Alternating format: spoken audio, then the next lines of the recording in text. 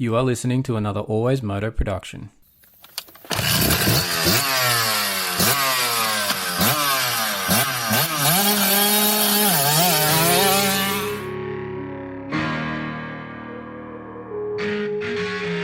The Always Moto podcast with your host, David Hogan. We talk moto events from around the world. All the injuries, all the training ins and outs, the bikes, parts and gear inspections. The results, we interview your favourite riders. It's the Always Moto podcast. We occasionally have some coarse language and the odd stuff up along the way. If you don't like it or you don't agree with us, turn it off right now. I'd like to remind you that he is not a doctor.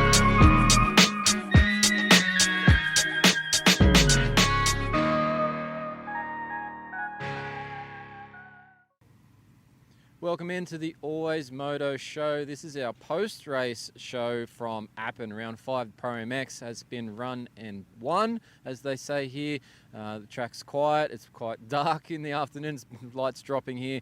It's been a cold, wet day for most of the day. There was a bit of sun out in the middle there that sort of dried up a little bit, but we started out in very wet conditions here for our qualifying sessions, and Moto 1s in the early part of our program were very, very uncomfortable for the riders. Lots of goggles being thrown, lots of people going down. Unfortunately, our 65s class, that MX 65 Futures class, it was a rather tough day out there for those little youngsters out there. They got a lot of bikes getting stuck, crashed, and just having terrible conditions there in the mud. In terms of our main classes in MX1, it was the Jed Beaton show again with the CDR Yamaha rider getting the 1-1 and the Super Pole. So we had an awesome day, extending his points lead out. You'll see that we're going to talk to Yarrive Konsky in this one later in this episode. He's going to tell you a little bit about the injuries that are going on with Kyle Webster at the moment after his Hangstown side of things. So Kyle had some good starts, but wasn't able to basically run the pace like he has been with Jed Beaton, running down a bit further down in the motos, but a valiant effort from Kyle Webster. But in the other side of that's things from the MX1, Aaron Tanti had a solid day. Nathan Crawford had some results in there. Rhys Budd was up there as well. Ryan Alexanderson on the Empire Kawasaki doing that bit of a stepped-up fill-in ride there with Dean Ferris being out now. Had a solid result there in Moto 2 as well, getting a 6th.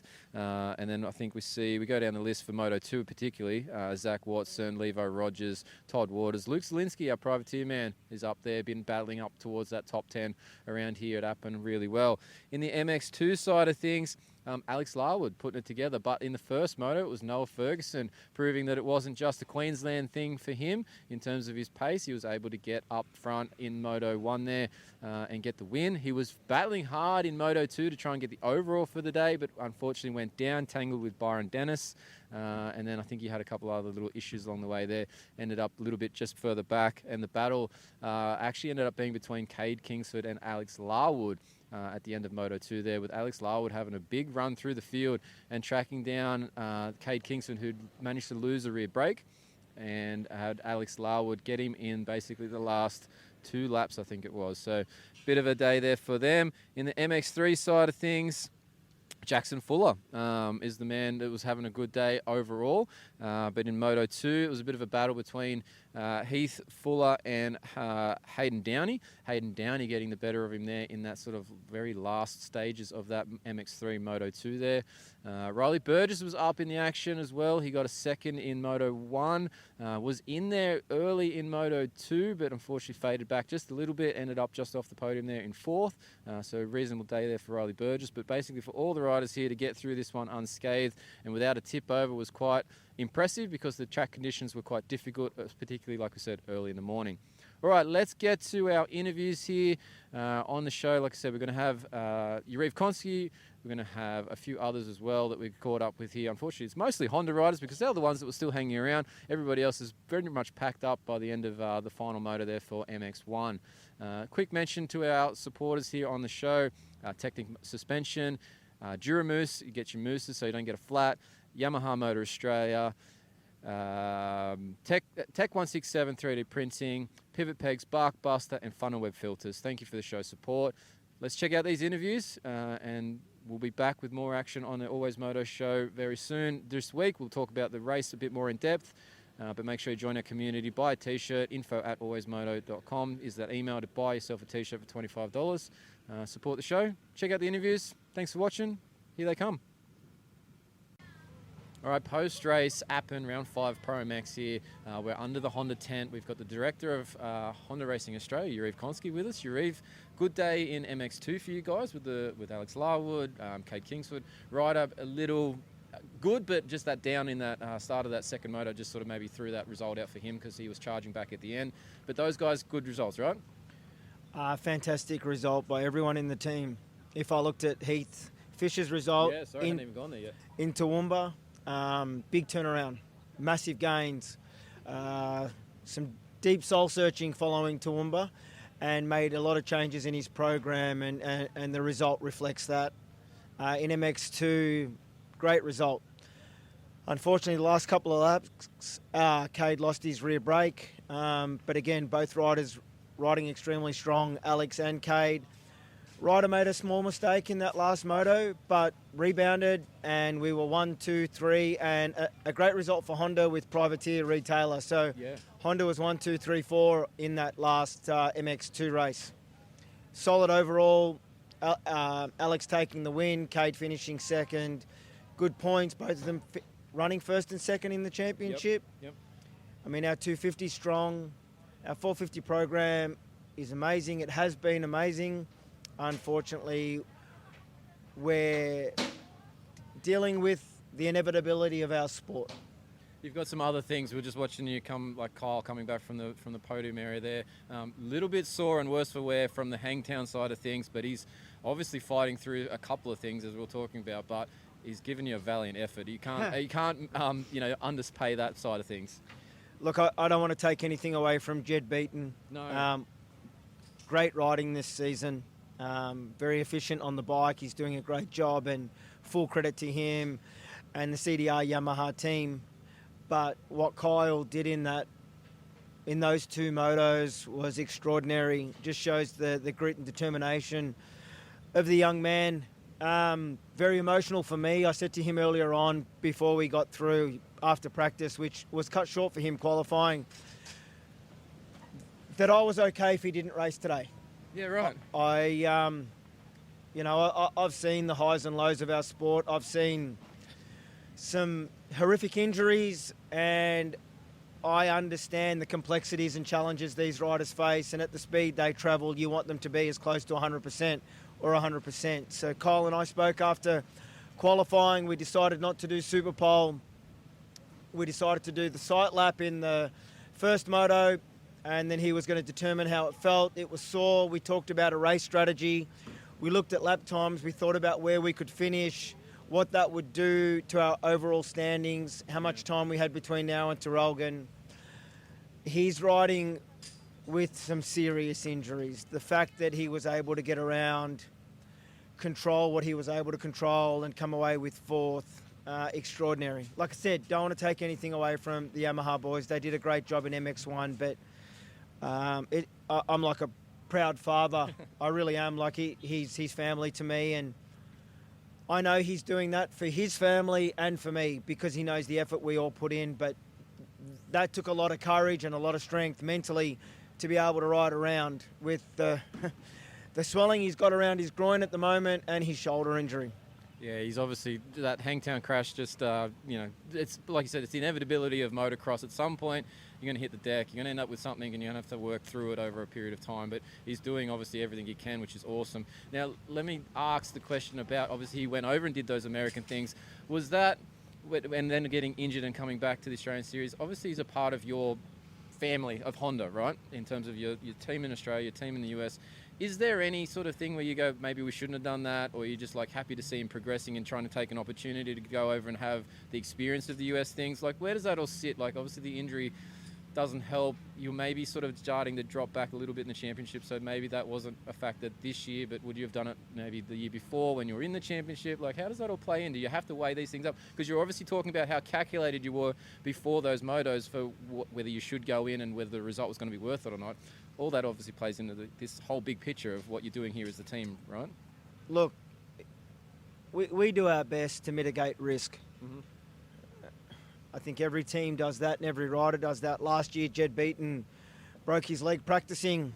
Yeah. Kyle broke his back in Rhys Budd only 6 or 7 weeks earlier.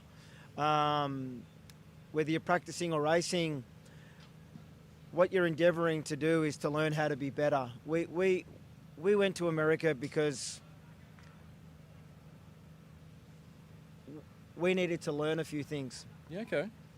The fact was we weren't leading the championship. We'd made some mistakes earlier on in the Australian Championship, and we went there to race, to see what the competition's like, to ride around with people faster.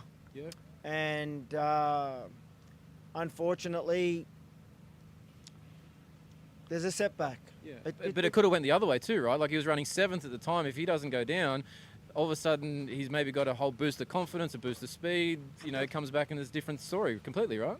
I need to go back and look at the sector times and lap times because I looked at them again this morning. But you know, we're talking. I think it was less than a second than the guys in the top 4. I think it was 4 or 5 tenths. He needed to learn that, and he needed to be around that. And you improve with the people you put around you and your surroundings. And we learnt a lot from that trip. Unfortunately, he hurt his shoulder. Today, he hurt his groin in practice qualifying. It's inevitable. It doesn't make it okay. No. That's the hard thing when people try and make an excuse by saying, "Oh, but it happened to somebody else." I mean, I look at Sexton on the weekend. Yeah. I look at Jet not competing in Supercross this year. There are so many variables and factors in our sport, and that it's not a harsh reality. It's just reality, and it doesn't make it okay. But you deal with it. You deal with setbacks. You learn from them. Nothing that we've done this year is a failure. The trip to America wasn't a failure. Everything that we've done the past 7, I think, or 8 years that Kyle and I have been together have been about progression, putting processes in place, and that's what this year's about. This year we've been beaten. Yeah. We've been beaten at various rounds. We've shown incredible speed, but we haven't been able to turn that into race wins. And our competition in MX1 is quite strong. Yeah. And we're going to learn how to compete at that level. I've got no problems with his speed. I've got no problems with the way the motorcycle's working. We saw what it did off the start line then. Great starts this round, right? And, you know, unfortunately from Toowoomba, with the setback in turn 1, what happened in Hangtown, you know, it's happened. It's racing, as they say, right? Like you can't deal with yesterday. No. It's done. It's gone. In the past, I'd let that be a heavy weight on my shoulders. I just need to think moving forward, and I'm glad we got to experience America. I'm glad Kyle got to see where the competition was at. I'm glad that we improved from round 1 to round 2. Yep. Because we certainly weren't inside the top 10 in round 1. No, there was a big jump from those two. We made some massive gains in between that 1 week, and unfortunately we didn't get to show that this weekend.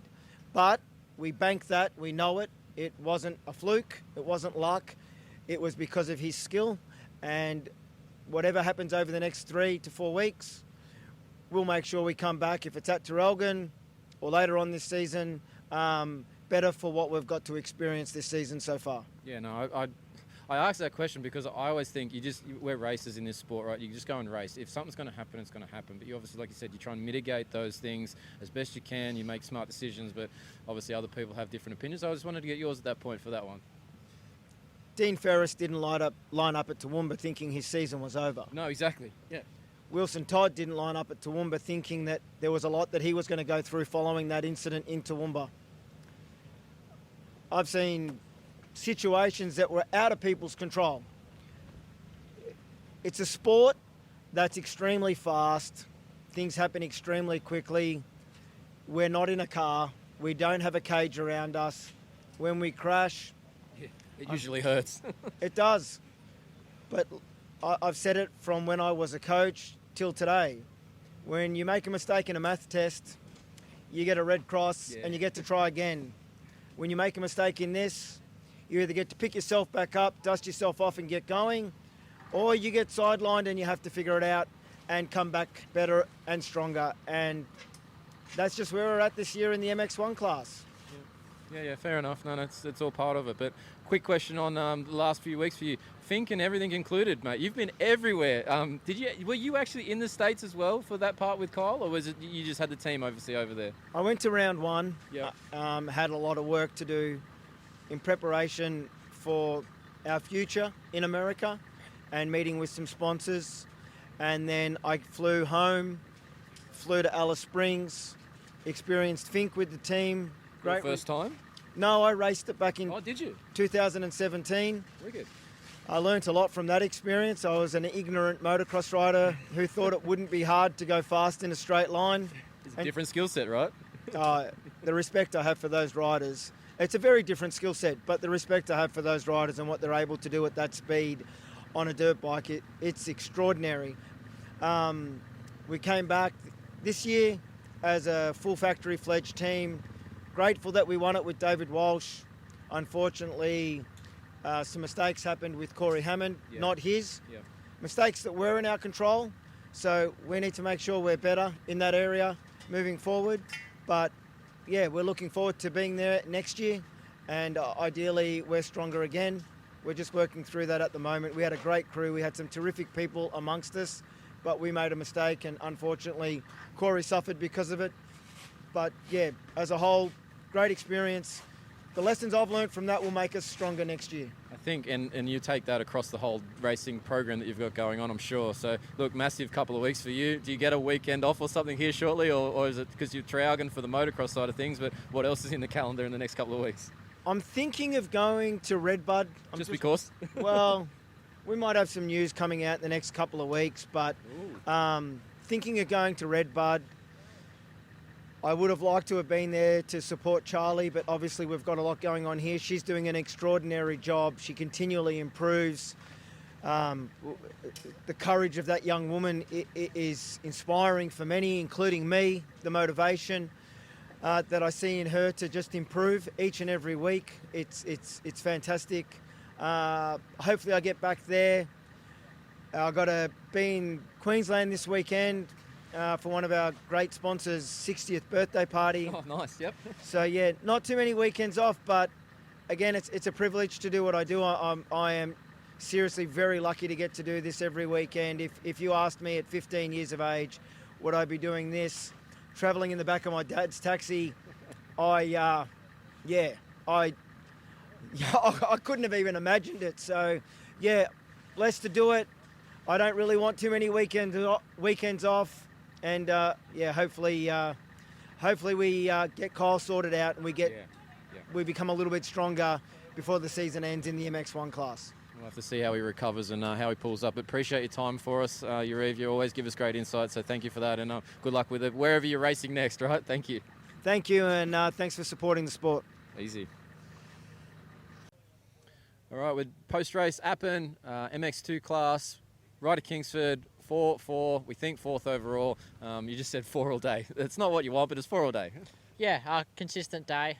4th qualifying and then 4 races and 4th overall. So, yeah, it was up and down day. Just survival first race, honestly. And, yeah, second race actually felt really good. Got a good start and passed, my little brother for the lead on the first lap. And, unfortunately tucked it only a few corners later, but that was fun. I enjoyed that. It had a little smirk on my face after I rode past him. And Did you give him a look over or anything and say, yeah, I got you one? No, I didn't. I was thinking that if I did get a bit, cocky, that something like that would happen. And fair enough, only 3 corners later it did. So, bit yeah. Yeah, exactly. But all in all, no, it was good. I enjoyed that. I had fun and just a consistent day. But we find the positives and keep going. Talk about the track conditions this morning. Obviously, you guys being MX2, your first out on track, it was probably super sloppy at that point. Well, not sloppy, but like wet and sticky. And then the first moto, not much better because it was sort of drizzling that one. Was that just difficult? Because it was very different conditions by the time you came back out for your Moto 2. Yeah, for sure. I mean, we have like a close to 4-hour gap between our first and second race. So the track, like for us, changed dramatically. Yeah. We had that drizzle all morning in the first race and yeah, it was tough. Like, it was very, very technical. And even just to say, I don't really think there was a person left on the track that had a set of goggles on. I think That was really interesting for us to see. Like, nobody had them. Like, they were gone. yeah, exactly. And I think that just obviously with the rain and the way that the mud, for me, the way that the mud stuck on the goggle, it just ruined it. Jams your roll-offs, right? Like, Yeah. it wouldn't. It's that thick, clumpy, sticky. It won't clear. Yeah, exactly. Like, in that circumstance, you nearly want it to just keep raining even harder, because then it turns into more of a slosh, and instead of sticking, it just kind of runs off. So, yeah, it was, like I said, it was very, very different between the two races. And I thought the second race was really good. The track was very technical from the conditions we had this morning. And, yeah, all in all, I thought it was a good day. The crew did, what they could to get the track how it was. And, yeah, it was good. Now, when we caught up with you on the main show, you was talking about, obviously, the new bike, the injury at the start of the year.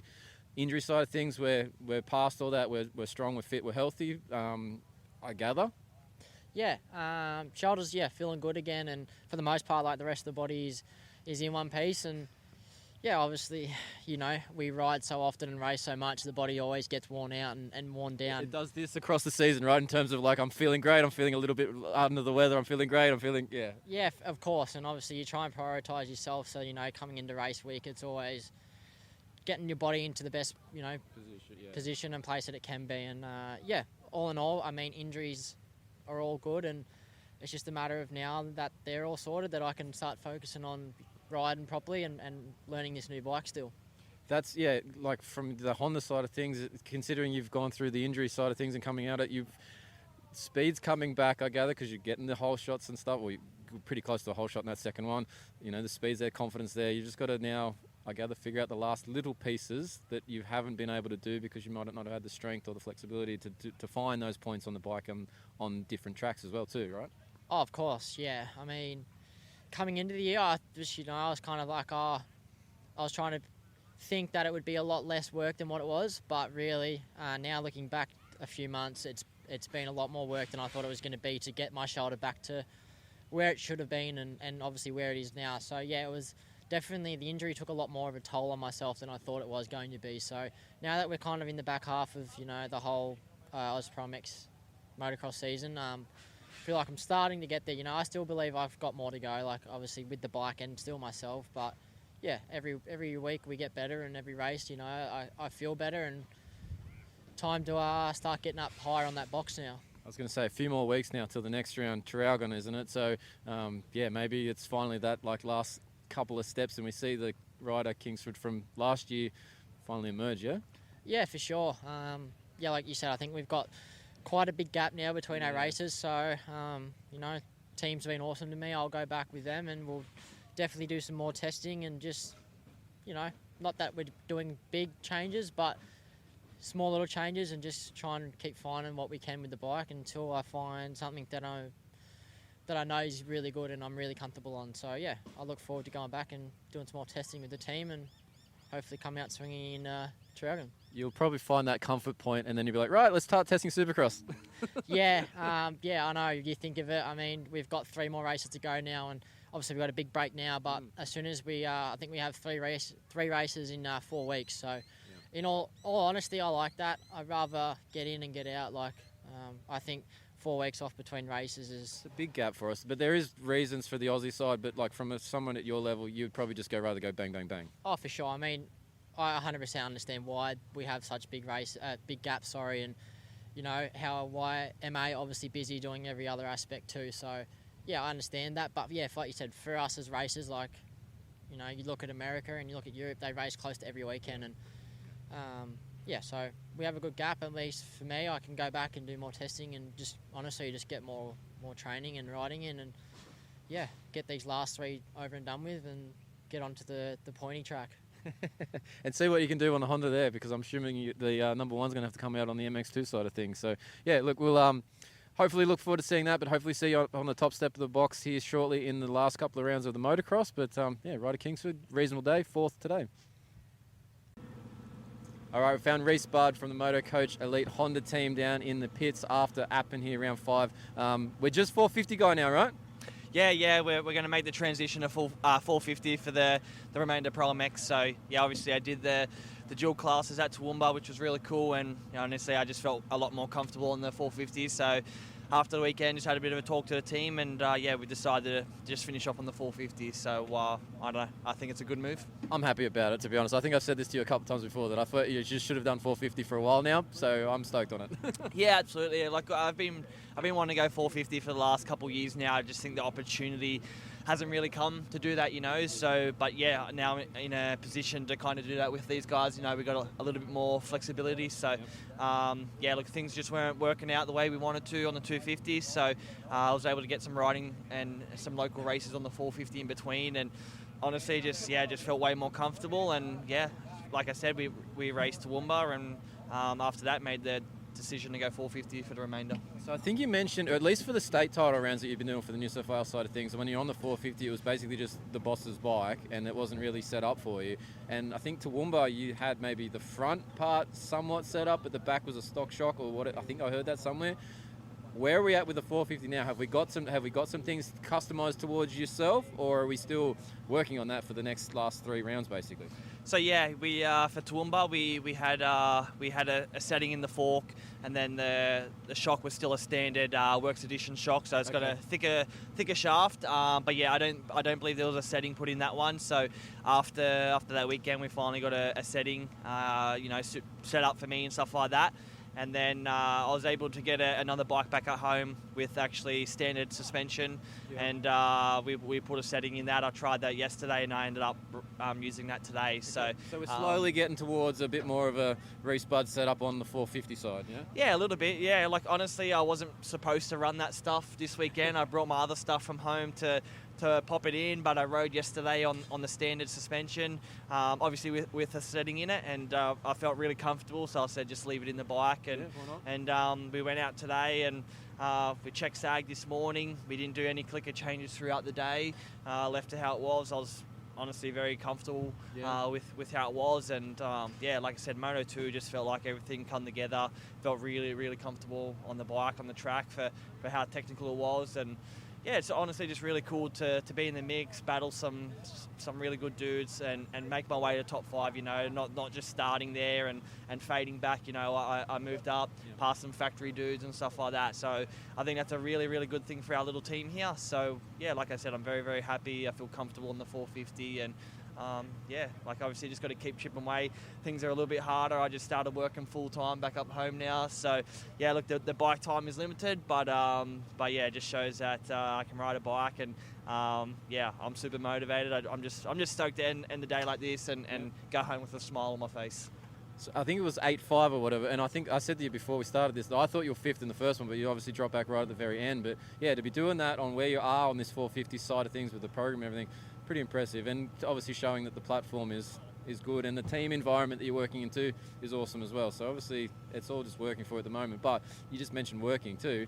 What are you actually doing then full time? What's this gig? So I actually started working for the fire ant program up in Queensland now. So surveilling and baiting fire ants and getting rid of those little pests, Okay, So, right, all right. So I'm one of those guys. I got a bright orange shirt, go around knocking on doors, annoying people. So unfortunately, I'm one of those. But we got to pay the bills and all that sort of stuff, and pay to go riding and practicing and all that sort of stuff. So look, I've got a busy life now already. Yeah. It was already busy, but we're just adding more onto it. But look, I'm really enjoying life, and look, just to have that little bit of freedom, a bit extra money in the bank account always helps. So unfortunately, no bonus money for this weekend. But like I said, I'm leaving with a smile on my face, and that's all I can ask for. No, definitely, that's good. So all right, last question then. If we've switched to the 450 full time for now for the motocross, are we 450 Supercross, or have you haven't decided on this side of things yet? Yeah, we're still working on that. Yeah, I'm not 100% sure. Obviously I was 3rd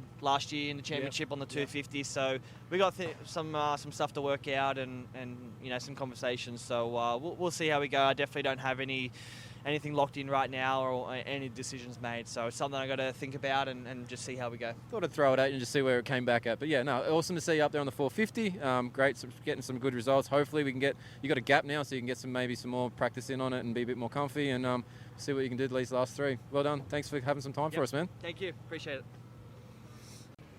All right, we're back in Moto Coach Elite Honda team pits again, yet again. We've been in here a bit this weekend, but when a guy rides past you after his moto, revving the daylights out of the bike because he's happy, you got to come and say hello again, right? Brendan Steele, P16 in the last one. That's your best moto, you're saying? Yeah. So, yeah, it was a good day.